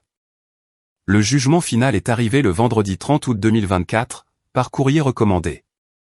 Un document officiel de 12 pages, signé par la juge Maria Dolores Sanchez Ruiz. Ismaël m'avait demandé de passer à son bureau, pour l'examiner avec lui. Page 4, troisième paragraphe, m'a indiqué Ismaël, après m'avoir salué. C'est ici que se trouve le point central. J'ai lu à voix haute, la dissolution des liens du mariage entre David Serrano Campos et Béatrice Vega Moral, est prononcée pour cause d'infidélité conjugale avérée, conformément à l'article 86 du Code civil. Le mariage est dissous, avec effet immédiat à compter de la date de cette décision. Continuez, a dit Ismaël, en désignant le paragraphe suivant. En ce qui concerne la division des biens, le régime de la communauté réduite aux acquets, tel que stipulé pendant le mariage, est applicable. Les biens acquis conjointement seront divisés à parts égales, 50%, entre les deux parties. Néanmoins, la défenderesse, Béatrice Vega Moral, se voit dans l'obligation de restituer la somme de 47 300 €, soustraite illégalement des comptes communs sans le consentement de son époux. Ladite somme, assortie des intérêts légaux, devra être remboursée au plaignant dans un délai n'excédant pas 90 jours. Ismaël a eu un léger sourire. Lisez la suite. Le meilleur est à venir. De plus, en raison de son comportement procédural abusif, et de la présentation d'arguments dépourvus de tout fondement probatoire, la défenderesse est condamnée à prendre en charge la totalité des frais de justice. Le montant total s'élevait à 18 900 €, comprenant les honoraires d'avocat, les expertises, le détective privé, et les frais de justice. J'ai fait le calcul de tête. Béatrice devait payer 66 200 €, entre le remboursement et les frais de justice. La maison sera vendue, a poursuivi Ismaël. Une deuxième évaluation récente l'estime à 520 000 €. Une fois le crédit restant de 182 000 € déduit, il restera 338 000 € net. Divisé par 2, cela fait 169 000 € chacun. Cependant, Béatrice devra déduire de sa part les 66 200 € qu'elle vous doit. Il lui restera approximativement 102 800 €. Et mes biens personnels restés dans la maison. Le jugement précise que les articles achetés individuellement, sur présentation d'une preuve d'achat, reviennent à l'acheteur. Votre inventaire photographique exhaustif a été crucial. Vous récupérez tout ce que vous avez documenté. Nous avons passé 1 heure à décortiquer chaque clause. Béatrice avait jusqu'au 30 novembre pour vider complètement la maison, et permettre sa mise en vente. Si elle ne s'exécutait pas, ce serait une expulsion forcée. Tous nos comptes communs seraient définitivement fermés après la liquidation totale. Aucun lien juridique ne subsisterait entre nous. Une dernière chose, a ajouté Ismaël, en sortant une enveloppe de son tiroir. Ceci est arrivé hier. Une lettre de l'avocate de Béatrice, proposant un règlement à l'amiable, afin de réduire le montant du remboursement. Elles offrent 25 000 € au lieu des 47 300 €, payables en plusieurs versements étalés sur 2 ans. Qu'en pensez-vous? C'est une démarche désespérée. Le jugement est définitif. Elle ne dispose d'aucun fondement juridique pour négocier. Si elle ne paie pas, nous pouvons saisir ses biens, ou ses revenus futurs. Mon conseil, refusez cette offre, et exigez l'exécution intégrale du jugement. Refusez l'offre. En septembre, alors que les formalités administratives du divorce s'achevaient, des rumeurs concernant Béatrice me sont parvenues, par l'intermédiaire de connaissances communes. C'était généralement Vicente qui m'en parlait, quand on se voyait après le travail. Ton ex-femme a de gros problèmes, m'a-t-il dit un après-midi de début septembre, alors que nous prenions une bière en terrasse, près du chantier. Qu'est-ce qui se passe? Ma femme a parlé avec Monica. Tu te souviens d'elle? C'était une cliente de Béatrice depuis des années. Elle a résilié le contrat, pour la décoration de sa nouvelle maison. Pourquoi? Monica a dit qu'elle ne voulait pas travailler avec quelqu'un dont la moralité est discutable. Apparemment, l'histoire de ton divorce a fait le tour de son cercle social. Plusieurs des clientes de Béatrice sont des épouses d'hommes d'affaires.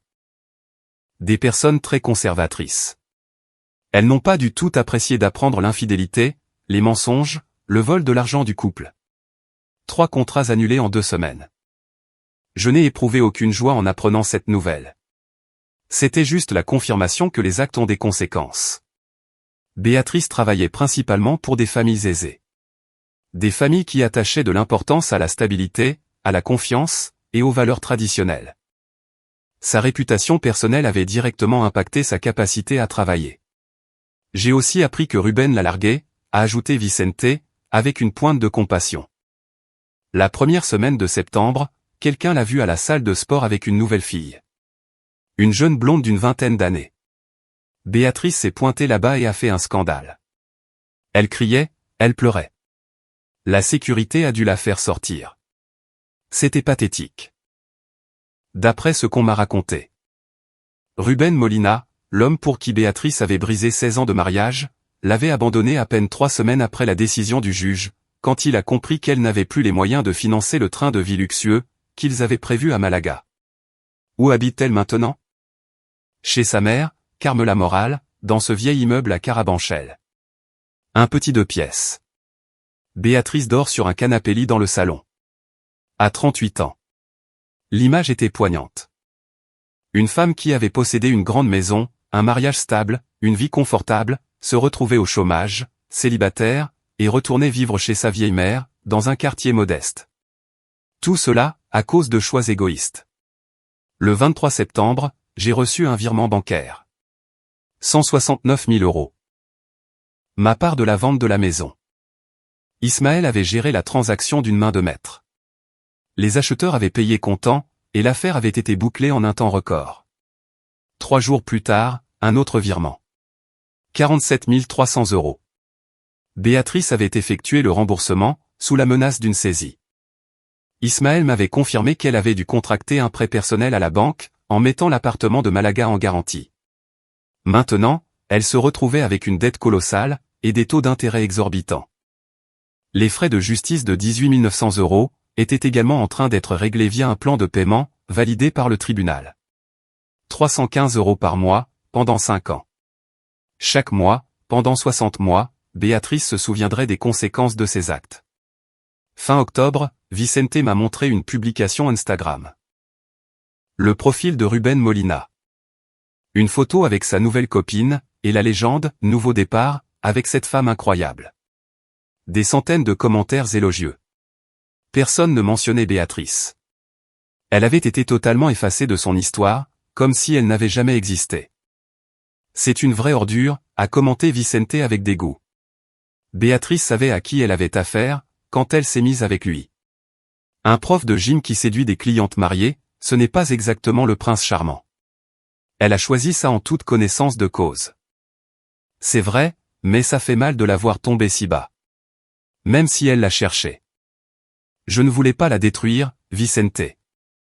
Je voulais juste que justice soit faite. Je voulais récupérer ce qui était à moi, et fermer ce chapitre proprement. Ce qu'elle fait de sa vie maintenant, c'est le résultat de ses choix, pas de ma vengeance. C'était vrai. Je n'éprouvais aucun plaisir à la voir sombrer, ni aucune pitié. Juste de l'indifférence. Béatrice était une adulte, responsable de ses actes. Elle avait tout misé sur un plan égoïste. Elle avait perdu. Et maintenant, elle devait en assumer les conséquences. La dernière fois que j'ai eu de ses nouvelles, c'était début novembre. Une lettre envoyée à l'adresse du cabinet d'Ismaël, où elle me demandait une entrevue personnelle. Je veux juste m'excuser de vive voix. Tourner la page correctement, sans les avocats. Juste toi et moi, comme 2 personnes qui ont partagé 16 ans de leur vie. Ismaël m'a demandé si je voulais répondre. Il n'y a rien à dire. Dis-lui que tout a été dit et fait. Que le chapitre est juridiquement clos. Je n'ai pas besoin d'une clôture émotionnelle, avec quelqu'un qui n'existe plus pour moi depuis février. Ce fut ma dernière communication indirecte avec Béatrice Vega Moral.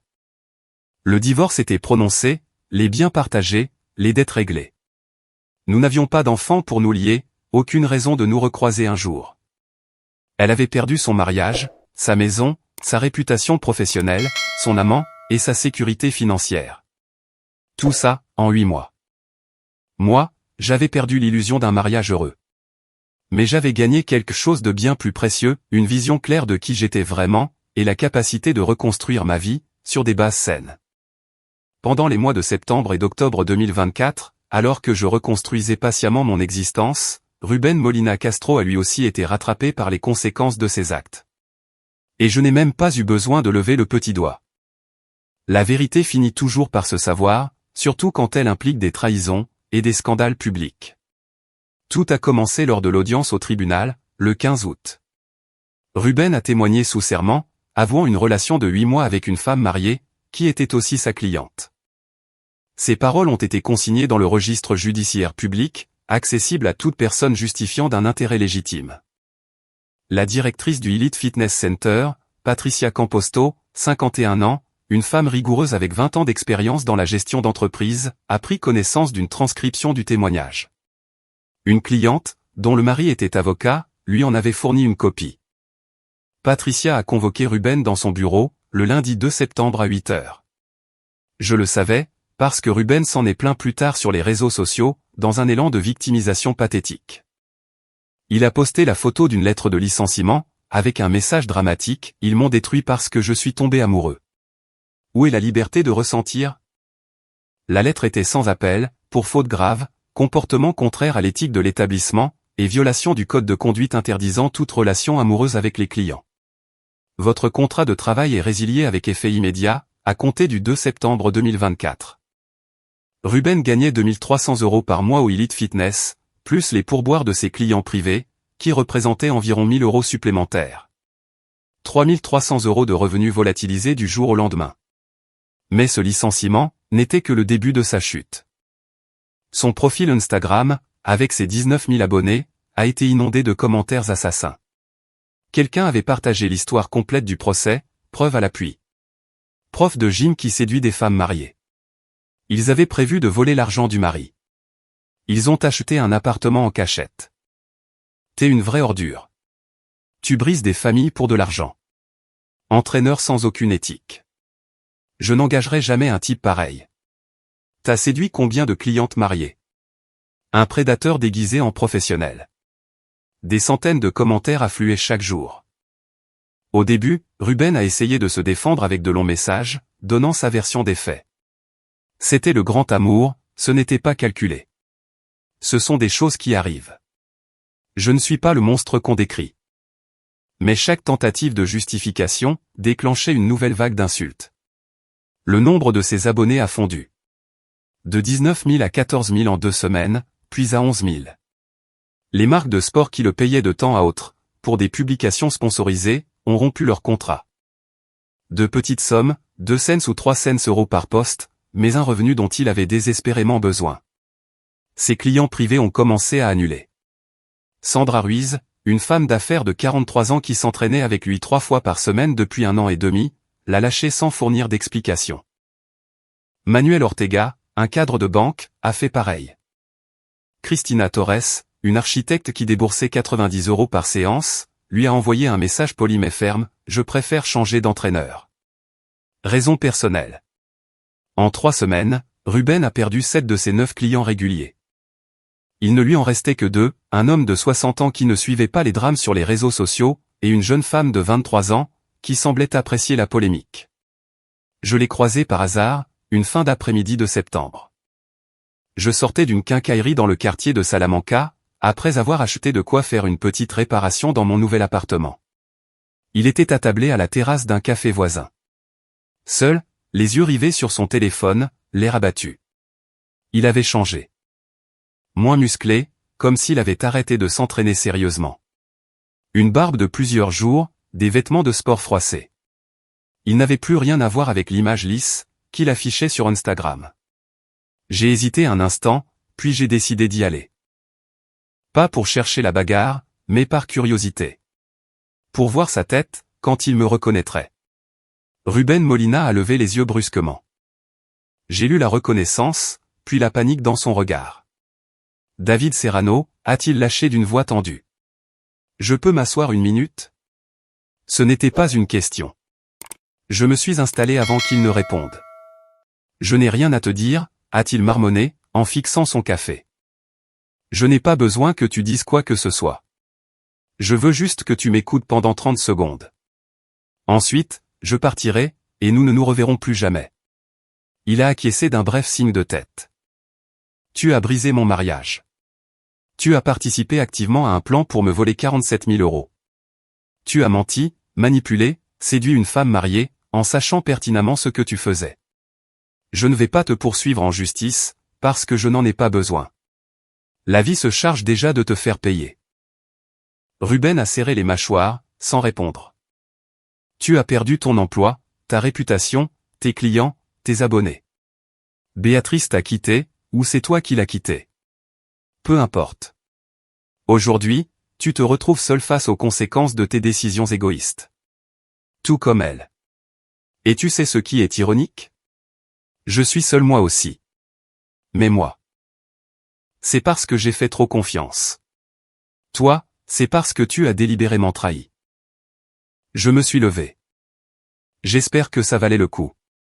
8 mois avec une femme mariée, qui t'ont coûté ta carrière, ta réputation, et ton avenir. Réfléchis-y à 2 fois, avant de séduire ta prochaine cliente.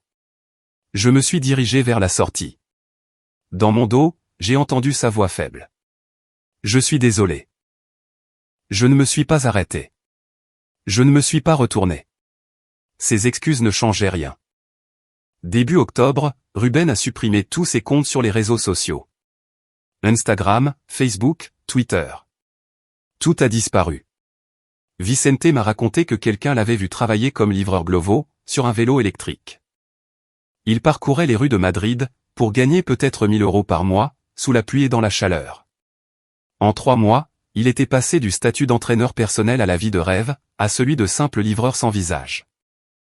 J'ai également appris qu'il avait quitté son appartement de la Cale Diego de León, un loyer de 950 euros qu'il ne pouvait plus assumer. Il avait emménagé dans une chambre en colocation à Valca, pour 280 euros par mois, partageant la salle de bain et la cuisine avec 3 inconnus. Je n'éprouvais aucune joie à le voir sombrer. Pas plus que de la pitié. C'était simplement l'ordre des choses. Ruben avait choisi la facilité. Séduire une cliente vulnérable, lui faire miroiter un avenir doré financé par l'argent d'un autre.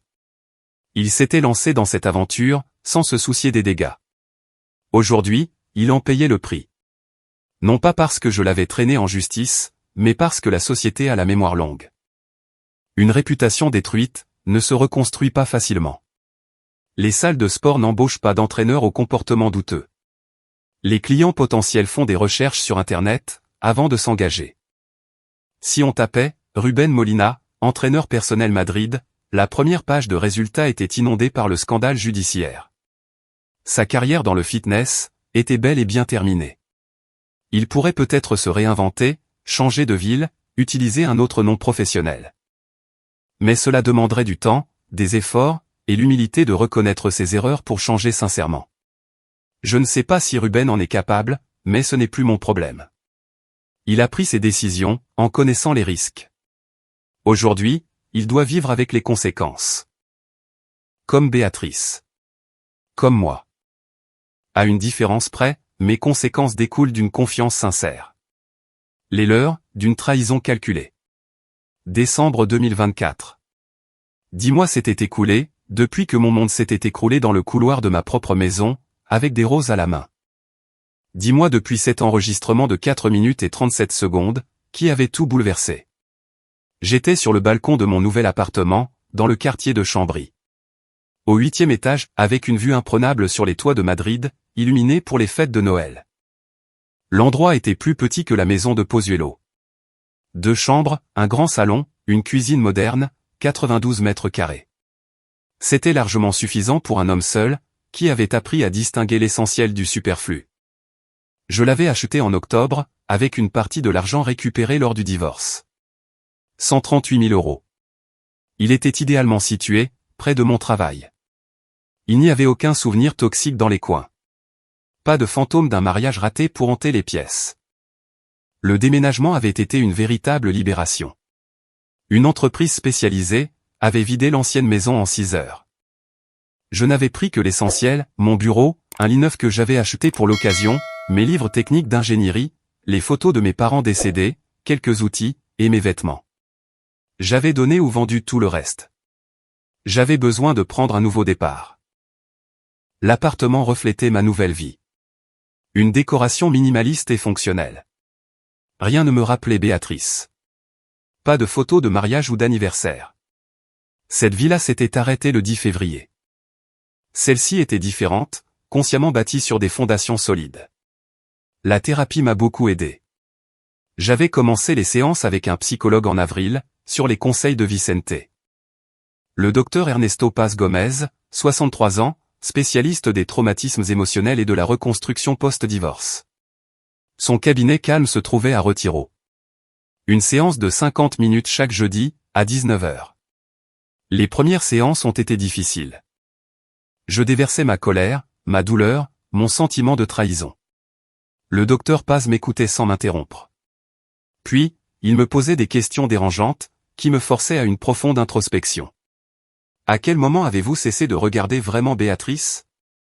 Cette question m'a tourmenté pendant des semaines. Parce qu'il avait raison. À un moment donné dans notre mariage, j'avais cessé de voir ma femme comme une personne complexe, avec ses propres besoins émotionnels. Je l'avais assimilée aux meubles de la maison. Elle était là, elle remplissait un rôle. Je partais du principe que tout allait bien, tant que personne ne s'en plaignait ouvertement. À quand remonte votre dernière vraie discussion avant février? J'étais incapable de lui donner une date précise. Peut-être un an. Nos échanges étaient devenus purement pratiques, les horaires, les factures, les réparations à faire dans la maison, les sorties du week-end. Plus rien sur nos sentiments, nos peurs, nos rêves, ou nos frustrations. Pensiez-vous que votre travail était plus important que votre mariage? Pour être honnête, oui. Je considérais que mon rôle principal était de subvenir à nos besoins financiers. D'assurer un confort matériel. Le reste suivrait naturellement. C'était une erreur fondamentale. Je ne cherchais pas à excuser Béatrice. Elle avait fait ses propres choix. Tromper, mentir, voler, planifier une fuite secrète. Tout cela relevait de sa propre responsabilité. Mais j'avais contribué au déclin de notre mariage, par ma négligence émotionnelle. J'avais travaillé 60 heures par semaine pendant des années, sans jamais me demander si ma femme se sentait seule, ignorée, ou invisible. L'infidélité de Béatrice n'est pas de votre faute, m'a dit le docteur Paz lors d'une séance en juillet. Mais vous partagez la responsabilité de la mort émotionnelle de votre mariage. Elle a choisi la trahison. Vous avez choisi l'absence. Vous aviez tous les deux perdu, bien avant qu'elle ne prenne cette décision irrévocable. Accepter cette vérité a été douloureux, mais salutaire. Je n'étais pas une victime parfaite. J'étais un homme imparfait, qui avait mal établi ses priorités, qui avait pris pour acquis ce dont il aurait dû s'occuper activement. J'ai repris le vélo en mai. C'est un sport que je pratiquais beaucoup quand j'étais jeune, mais que j'avais laissé tomber par manque de temps. Je me suis offert un nouveau VTT, à 1200 €. Tous les dimanches, je partais avec Vicente rouler dans la Sierra de Guadarrama. 3 heures à pédaler en pleine nature, à respirer l'air frais, sans penser aux trahisons ou aux tribunaux. C'était une thérapie à la fois physique et mentale. Je me suis aussi mis à la cuisine. Pendant notre mariage, c'était Béatrice qui s'occupait des repas. Je rentrais tard, je mangeais ce qu'elle avait préparé, et je la remerciais d'un mot. Aujourd'hui, je découvrais un plaisir étrange à préparer mes propres plats. À suivre des recettes, à tester de nouvelles saveurs. Des repas simples, mais préparés avec soin. Les dates anniversaires ont inévitablement refait surface. Le 10 août, cela aurait fait 16 ans de mariage. J'ai ressenti un peu de nostalgie, mais surtout le soulagement d'un chapitre clos. Le 28 septembre, Béatrice fêtait ses 39 ans. Je me suis brièvement demandé comment elle allait le célébrer. Puis j'ai chassé cette pensée. Ça ne me regardait plus. Mon propre anniversaire, le 10 février 2025, allait être bien différent de l'année précédente. 41 ans. Vicente a organisé un dîner avec 5 amis proches, dans un restaurant italien. Des rires francs, des toasts sincères. Personne n'a mentionné Béatrice. Mon passé était là, mais il ne monopolisait pas la conversation. Nous avons parlé de nos projets professionnels, de nos prochaines vacances, de politique, de foot. La vie normale d'un homme célibataire de 41 ans, en pleine reconstruction. Je n'ai pas eu de relation sérieuse au cours de ces 10 mois. Plusieurs femmes ont montré de l'intérêt. Une collègue de l'entreprise de construction, une amie de la femme de Vicente, une voisine du 5e étage que j'avais croisée dans l'ascenseur. Toutes séduisantes, intéressantes, célibataires. Mais je n'étais pas prêt. Je pensais encore des blessures invisibles. Je devais d'abord réapprendre à me faire confiance, avant de faire confiance à quelqu'un d'autre. Je n'étais pas pressé. Je préférais une solitude choisie, à une compagnie précipitée, qui me ferait répéter les erreurs du passé. J'avais bloqué Béatrice de partout, téléphone, email, réseaux sociaux. Je n'avais plus de nouvelles d'elle depuis novembre. Et je ne cherchais pas à en avoir. La porte était verrouillée, et barricadée. Parfois, je me demandais comment elle allait, si elle avait refait sa vie, si elle éprouvait des remords sincères. Mais c'étaient des pensées fugaces, auxquelles je ne m'attardais pas. Un après-midi de début décembre, en classant des papiers dans mon nouveau bureau, je suis tombé sur une vieille enveloppe Kraft oubliée. Je l'ai ouverte. À l'intérieur, se trouvait la photo déchirée de notre mariage, celle que j'avais coupée en deux le soir du 10 février. Une moitié avec Béatrice, radieuse dans sa robe blanche, et l'autre moitié avec moi, affichant un sourire naïf. Je l'ai contemplé un long moment. Je ne ressentais ni colère, ni tristesse. Juste une distance temporelle. Ce David sur la photo était une autre personne. Plus jeune, plus sûr de lui, et beaucoup plus aveugle. Le David d'aujourd'hui avait traversé les flammes, et en était ressorti avec des cicatrices, mais aussi avec de la sagesse. J'ai jeté les deux morceaux à la poubelle. Non par rancœur, mais par besoin de tourner définitivement la page. Ce soir-là, sur mon balcon, un verre de whisky à la main, j'ai médité sur la grande leçon de ces 10 derniers mois. La confiance est un trésor fragile, qui doit se gagner chaque jour, non pas avec des mots, mais avec des actes constants. Béatrice avait irrémédiablement brisé cette confiance. Mais moi, j'avais aussi oublié de l'entretenir pendant des années. Ma prochaine relation, lorsqu'elle se présentera, sera différente. Je poserai les questions qui fâchent. Je serai aussi attentif au silence qu'aux mots. Je privilégierai la présence émotionnelle sur le confort matériel. J'ai appris à mes dépens qu'un mariage n'est pas un contrat commercial, mais un organisme vivant qui requiert un entretien constant. Je ne remercie pas Béatrice pour sa trahison, mais j'ai conscience que cette épreuve m'a forcé à me reconstruire. Je suis devenu une version de moi-même plus consciente, moins crédule, et plus accomplie. Les lumières de Madrid scintillaient sous mes yeux. Des millions d'individus avec leurs propres histoires d'amour, de deuil, de trahison, de rédemption. Je n'étais qu'un de plus. Ni héros, ni victime. Simplement un homme qui apprenait à vivre avec authenticité, après s'être réveillé d'un rêve qui n'était finalement qu'un mensonge soigneusement élaboré.